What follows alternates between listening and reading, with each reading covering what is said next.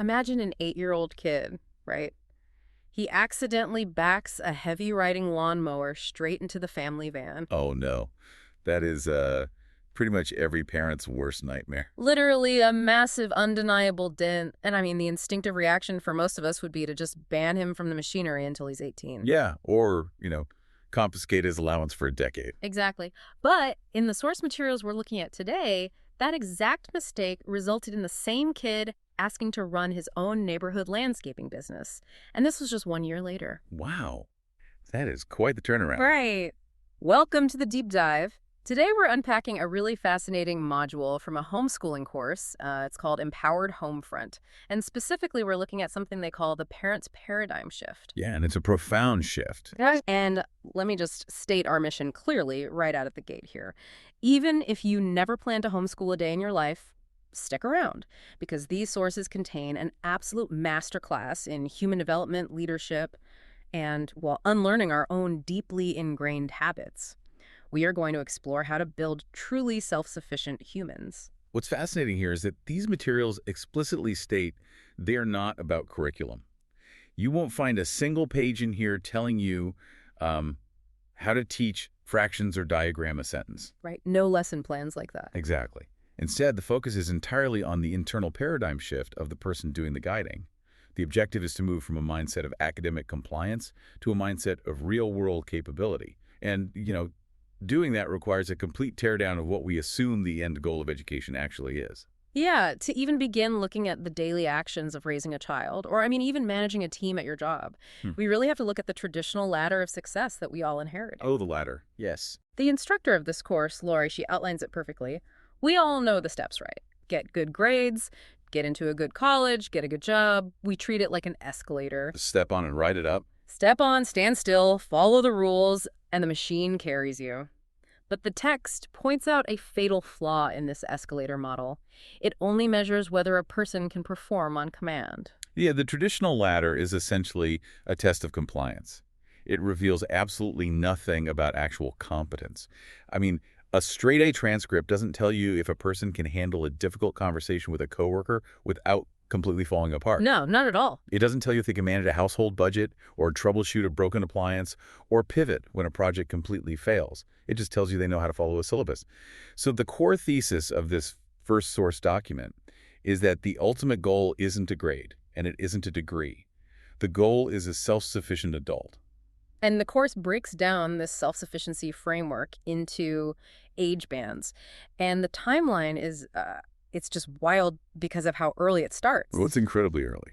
Yeah. At age 3, self-sufficiency looks like putting shoes by the door or following a simple one-step instruction without being distracted.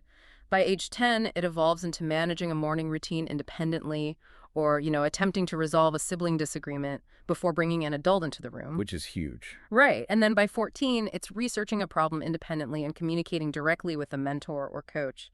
And by 18, the benchmark is that they can fail at something significant, recover, and try again without needing an adult to manage their emotions for them.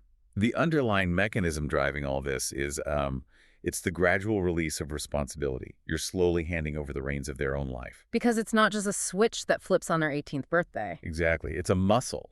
A muscle built over 15 years of these micro moments. Yeah. And the text introduces this concept of the invisible classroom, the idea that real life is the actual curriculum. Yeah. Every errand, every interpersonal conflict, every ruined dinner is the lesson plan. Which brings us back to Tyler, the 8-year-old with the lawnmower. When he dented the family van, he didn't try to hide it or blame his sister. He immediately went inside, owned up to it, and faced the consequences. That takes guts at 8 years old. It really does. Naturally, he was nervous around the equipment for a while after that. But because his parents treated it as a lesson rather than a permanent disqualification, he didn't internalize the failure. Right. They didn't ban him for life. No. And the very next summer, instead of shying away from responsibility, he asked his parents if he could manage the entire yard himself. He wanted to cut, edge, leaf blow. He negotiated a price for his labor, and he executed it all summer long without a single reminder. The recovery is the crucial pivot point there. After a tangible mistake with real consequences, he wasn't sheltered from the machinery. He came back asking for more responsibility because he had been trusted to recover from the failure. The parents allowed that invisible classroom to just run its course. Okay, let's unpack this. Because judging a kid's capability solely by standardized tests is, it's like judging a chef strictly by how well they can chop an onion. That's a great way to put it. It's a baseline skill. Right, sure, it measures a baseline motor skill, but it tells you absolutely nothing about whether they can run a kitchen during a Saturday dinner rush. It's a system designed for a very specific type of compliance, but real life requires dynamic problem solving. Absolutely. But I'm wondering, if the invisible classroom is just real life, how do well-meaning parents or managers accidentally sabotage these lessons? Well, they sabotage the lessons because of their own discomfort with friction. Knowing the goal is self-sufficiency is the easy part, right? Yeah. Executing it requires tolerating inefficiency. Oh, it's hard. It is. The reason kids or even junior employees aren't self-sufficient is rarely a lack of capacity. It's usually because the person leading them has a deeply ingrained instinct to avoid the messiness of the learning process. The sources call this the quiet redo, and the examples Lori shares are just incredibly honest. Like, she talks about her own son, Jackson. At age 9, Jackson couldn't tie his shoes. Which sounds surprising, but there's a reason. Yeah, Lori admits this wasn't a fine motor issue. He was perfectly capable. He couldn't tie his shoes because Lori always stepped in to do it for him to save time during the morning rush. But when she finally forced herself to stop, sit down, and teach him, he mastered the skill in 10 minutes. 10 minutes. Literally 10 minutes of instruction replaced years of her stepping in. It's the ultimate trap of efficiency. Leaders consistently prioritize the speed of the immediate task over the long-term development of the individual. And it extends beyond just getting out the door. Lori shares this story about Jackson washing the dishes. He'd wash them, but leave them greasy and dirty. So frustrating. Right, and the family's habit was to just notice the dirty dishes on the drying rack and quietly rewash them before dinner. The classic quiet redo. They assumed he was just being lazy. Which is such a common assumption to make. But eventually, Lori realized he didn't lack responsibility. He lacked a systematic method. Kids usually just splash soapy water in the center of the plate and call it done. So she sat down and taught him the outside-in coloring method. Oh, I love this part. Yeah, she told him to treat the sponge like a crayon, outline the outer rim of the plate first, and then draw concentric circles inward. This gave him a physical, visual system to track where the soap had been. And once he had the mechanics of the task, he could do it perfectly. It's just about giving them the right tools. Exactly. The course also mentions her daughter Kaylee burning a pizza because she didn't know how to set a kitchen timer. Lori hadn't grown up using timers, so she never taught the habit. Kaylee wasn't being negligent, she just didn't have the tool. This brings us to the central framework of the entire module. It's a profound difference between being kind and being nice. Oh, this distinction is everything. It really is. Being nice is entirely motivated by avoiding friction. Nice is what makes the next 10 minutes of your life easier. Nice quietly rewashes the dish so there isn't an argument. Nice ties the shoes to get out the door on time. It's the path of least resistance. Exactly. Nice lowers or completely removes the standard so no one has to feel uncomfortable. While kind is a completely different operating system entirely. Kind is motivated by who the person is becoming over the next 10 years. Kind sits down, teaches that outside-in method, holds the standard, and then steps back and trusts the process, even if it takes twice as long. Kind sets the standard, nice removes it. Spot on. I mean, anyone listening to this who has to get 3 kids out the door by 7 a.m. or manage a high-stakes project with a looming deadline is probably rolling their eyes a bit right now. Oh, for sure. It sounds exhausting. Let's be real. It's incredibly easy to say, just sit down and teach them. But what about the reality of exhaustion? What if you're running late for work? Doesn't the nice route sometimes just keep everyone's blood pressure at survivable levels? Are we expected to turn every burned pizza into a profound developmental milestone? That's the pushback everyone has. But the module addresses the long-term cost of that survival mode. Lori shares a scenario where she gave her boys the job of washing all the exterior windows on their house. Oh, man. Yeah. And when they finished, the windows were completely streaky. The nice, efficient thing would have been for Lori to just grab the squeegee and spend 20 minutes fixing it herself while they played. Which is what most of us would do. Right. Instead, she called them back and made them redo the entire house. The reasoning here is vital stepping in doesn't protect a child from failure. It merely delays the failure until they're older, the stakes are significantly higher, and you are no longer there to serve as a safety net. The source is adamant that a leader's job is not to make things easy. The job is to make people capable of handling hard things. So we have this framework for raising these capable, independent humans who wash windows properly, negotiate lawn care contracts, and set kitchen timers. But we really have to address the elephant in the room here. The big question. Whenever the concept of homeschooling comes up, every outsider defaults to the exact same question. What happens when these kids have to interact with the real world? Aren't they going to be incredibly socially awkward? The infamous socialization objection. It's the single most common hurdle people raise against alternative education models. And the source material tackles this head on. Lori shares the story of her husband, Eric. When she initially proposed homeschooling their 5-year-old daughter, Kaylee, Eric issued a hard veto. He's completely against it. Completely. He- And his reasoning had nothing to do with academics. His mental image of homeschooled kids was incredibly outdated. He pictured isolated children who didn't know how to talk to anyone. In his own words, he didn't want his daughter to grow up weird. If we connect this to the bigger picture, we have to critically examine what society means by socialization. We've been conditioned to accept that true social development occurs exclusively inside a school building. Right. But take a step back and look at that environment. Placing a child in a room with 28 other children born in the exact same 12-month period, managed by a single adult for 6 hours a day, that is not a natural ecosystem for building robust social competence. No, not at all when you put it like that. It's an artificial environment optimized for forced proximity and crowd control. So what does this all mean? I mean, assuming an age-segregated classroom is the only place to learn social skills it's like assuming a treadmill is the only place you can learn how to run. Oh, that's a brilliant analogy. Yes, you're technically moving your legs and sweating, but you're not learning how to navigate uneven terrain or lean into a headwind or dodge real-world obstacles. You're just running in place in a highly climate-controlled artificial box. And real social competence requires the ability to navigate complex, varied interactions. It means knowing how to hold a conversation with someone 30 years older than you, or, demonstrating the patience to lead a toddler through a difficult task, or collaborating with people from vastly different backgrounds. Which you don't really get sitting next to someone your exact same age all day. Exactly.